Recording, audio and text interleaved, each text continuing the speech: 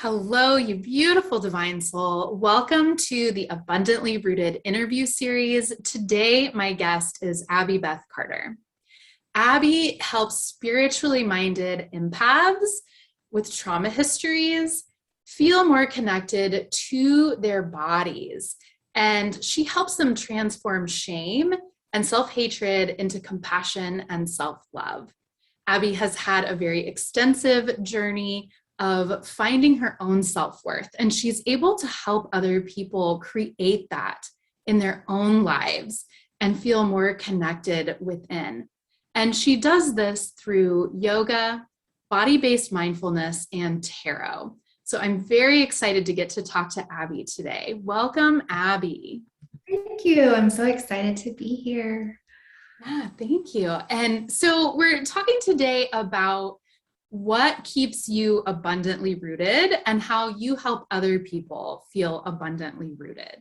And you kind of have these three main tools that you use. And I'd love to talk to you, especially about the way that you use tarot, because I feel like you have such a unique approach to how you infuse your sessions so that people can really spark new awareness and find new pathways for their healing.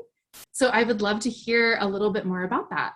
Yeah. So I practice through the lineage of Soul Tarot, which was taught by Lindsay Mack. She's my tarot teacher. And there are some tenets of Soul Tarot that kind of make it a little bit different than other versions of tarot that you might see other people do. But Soul Tarot is trauma informed. So any card that we're going to pull in the deck, there's nothing to be afraid of. Like if you get the Tower or the Devil, it's not like the world is ending, it's going to suck and be terrible. Everything is happening for you and not to you. So there's always medicine, there's always a lesson, and there's always a way to kind of expand and evolve with the cards. Like they're here to help you evolve. And they are a big tenet of them, or a big component is it's about working through the noise of the mind and the thinking brain to hear the whisper of the soul. So often we get so hijacked by our thinking brain that we get caught up in stories and drama and all the icky stuff. And we forget how to listen to our intuition, our soul, our divine essence. And tarot really cuts through that and helps us get to the essence of our soul and our truth. And so it can be very empowering. The way that I teach it is present moment oriented. So it's not fortune telling, it's not predictive. It's based in the present moment around like what are the invitations that are here, and it's calling forth that which you desire as well as right here, right now. And so if you choose to take those invitations, there'll be opportunities to evolve and learn and, feel.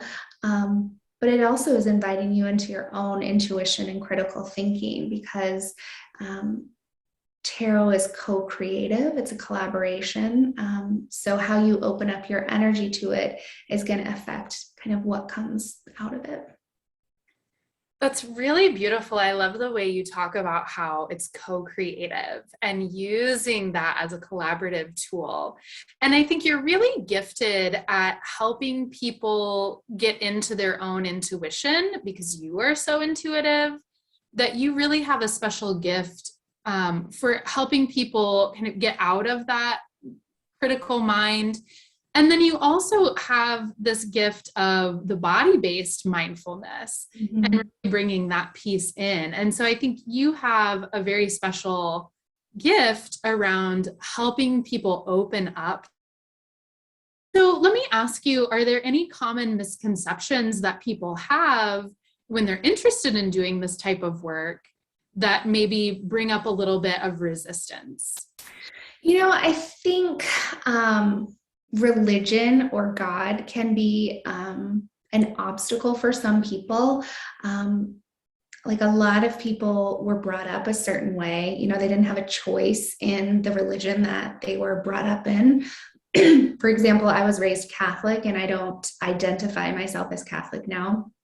Um, and the way that I was sort of taught about God was like, it's sort of like a little bit fearful. And if you're bad, you're going to get, punished, and you need to do what you're told and stay in this box. And that felt really repulsive to me. And so whenever somebody would use the term God, it really just kind of like hit me the wrong way. And I know that there's a lot of people out there who are also in that space or a similar space of like trigger words around religion, spirituality. And so I really try to reiterate that it is very personal and individualized. And it can be something as simple as connecting to the energy of love or nature, because everybody can understand nature, and there's so many lessons that we can learn from nature. And it's the energy of our truth and higher self. So like tarot can be that. It can also be if you believe in the divine, or, there's certain words that resonate with you energetically, then that's what we use. It is something that is really accessible regardless of what your beliefs are. Yeah, I love how you put all of that together, because I definitely agree. For so many of us who have had religious wounding, or even if you still align with the label God, I think there can be so many misconceptions about these artistic pieces of paper that we're using as a tool, and a mirror because of past conditioning. I've noticed that, in some people that I know who are very, very open to like angel cards, but still scared of tarot. So I'm just really glad that you mentioned how it can be so nature-based, and just that, you and I have talked a lot about that mirror and how it just reflects for someone the energy of what can open up to them and what's available. Mm-hmm. And, another way that I like to describe tarot is that it mimics the human journey. So from birth to death or beyond, every card in the deck relates to our experience of being human. And so even if you don't believe in religion or spirituality, there's medicine in these cards. Even if you were to just randomly pick one, that would be a tool for you to expand or evolve in some way. So it doesn't have to be so black and white. There's a lot of gray in it if you're open to that. And I know one thing that some people have said to me is that they think it's like the devil's work. And, everybody has their own opinion, but it really is to help us connect to our own truth and whatever that means to us. Yeah, absolutely. And so talk to us a little bit more about, I think it's so beautiful, the journey that you have, and I will be sharing Abby's links and resources in the description below where you can read about her story. I know you have had quite the journey of, you just like a lot of us, because I resonate with this as well, the whole feeling of I'm not enough and I'm also too much, and really flipping that on its head to be able to find your worth and your value just as you are right in this moment. And I think that's really reflected in your work and what you help people do, and just the way that you bring your tools and resources together. Thank you.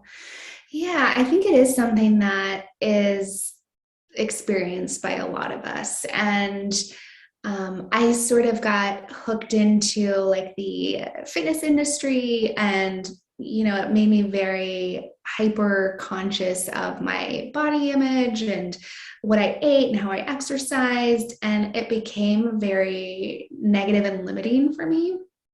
And that's when I kind of came into yoga and realized how much more there was available beyond just the physical realm, and that connection of mind, body, spirit, and how healing that was and just freeing. Because we're essentially, I used to, there's a woman, Danielle Laporte, who I don't know if you've heard of her. She does the desire map, and she talks about how we're all chasing something. But what we're chasing is a feeling, not necessarily like an, a thing. Like it's not about getting a certain amount of money or income or a relationship. We're wanting the feeling, like the feeling of abundance or the feeling of love, the feeling of connection. And so that's sort of like a shift that happened within me, is like, how do I want to feel? And how can I connect to that? And connect to something beyond my body. And so I got into yoga and meditation, and tarot was really, I think, yoga and meditation have been taken me very far, but tarot was something that has really helped my mind. I've been somebody that has struggled with depression and anxiety, and like the stories that go on in my head, can just lead me towards, feeling crappy, or kind of get me into like self-sabotage or self-defeating habits, where maybe I really wanted to do something in my business or something, but I was like, oh, I could never be as good as XYZ, or why should I do it? So it keep me kind of small. And tarot really helped me to confront that and break out of those cycles. And help me connect to these archetype energies that allowed me to feel into what was already there. It was just a different way of getting there. Yeah. So well said, because I also have had a history of depression and those like destructive mental thoughts, and really needing to go deep into, that shadow work. But I have such a passion for the feeling. So I loved the way that you described that of, I think it's beautiful when we have the goals, because spirit is always going to have a desire force and helping us work towards certain things, but it's really about the journey and how we're feeling along the way. Mm-hmm. So I think you're absolutely, you just said it all so well. And I am very into archetypes as well. And so I think it's so cool that we have tools like the tarot to help us really identify and like you mentioned before, that human journey of being able to see, it's almost that, birth, death, rebirth cycle, and everything along the way, that we can find medicine in that interconnection by using these types of tools. Mm-hmm. And you actually drew a card for us today and I for the did. other, if you would be willing to share that. Two of Swords. So, Two of Swords is a very important energy. It's all about empowered self-care, boundaries, and choice. So the sword suit in the tarot has to do with it. The element is air, and so it has to do with our thoughts and our mind and our thinking brains. And, as you and I both alluded to, like with depression or anxiety, it's really easy to go into some places of self-destruction or just shame even, when we get caught up in the stories or limiting beliefs in our minds that we come up with. And Two of Swords is really about cutting through that, by coming into sacred self-care. So another image in a different deck is a person holding two swords, crossing them over their chest, and then putting a blindfold on. So they are consciously, intentionally taking themselves out of like the external world to come inward and really pay attention to what's going on within them. to kind of shut off the distractions from the outside world, whether that's, turning off the TV, the phone, social media, other people's opinions, and really coming into like, what's my energy? What do I need? And I think this is really important for the holidays too, because family can bring up a lot of triggers and old wounds and old feelings. And if we're constantly around other people, sometimes our energy can get diluted and we're not really sure, like, what's mine, what somebody else's. And I felt good about this and now I don't. And so it's really important to be able to come inward and just really like notice what is mine, what's in my energy field, what do I need, some deep breaths, some self-tending, whatever that is for you, to really fill my own cup and see that I do have choice. Because when we're operating out of like autopilot or other people's stuff, we don't always see the choices that we have available to us. And that's one thing I think tarot helps a lot with, is it helps us realize the choices that we do have available. They may not be the ones that we want, but they are choices. And every time we make an intentional choice, that empowers us to be more embodied in our lives. Yeah. Wow, what a beautiful message for us today. I really appreciate that. And I love that you brought in, as we go into the holiday season, which can be such a joyous time and a time of overwhelm and all sorts of complicated feelings in between, having this reminder of our boundaries and tending to ourselves and coming into our inner world. The images that you bring up, I think, is a really good reminder of tending to that daily practice so that we can practice holding space for ourselves and almost like flexing a muscle to be able to put that out into the world with us, so we're not knocked out of center and knocked out of our rootedness and groundedness, or we can find how to come back into that when we need it. Absolutely. Yeah. Yeah. Thank you so much for joining us here today. Abby does a weekly self-care tarot video on YouTube that's released every Sunday. You can find her links below for YouTube, Instagram, and she has a wonderful freebie on her website for you to take advantage of. So thank you so much, Abby, for being here with us today. Thank you so much for having me. Bye. Bye.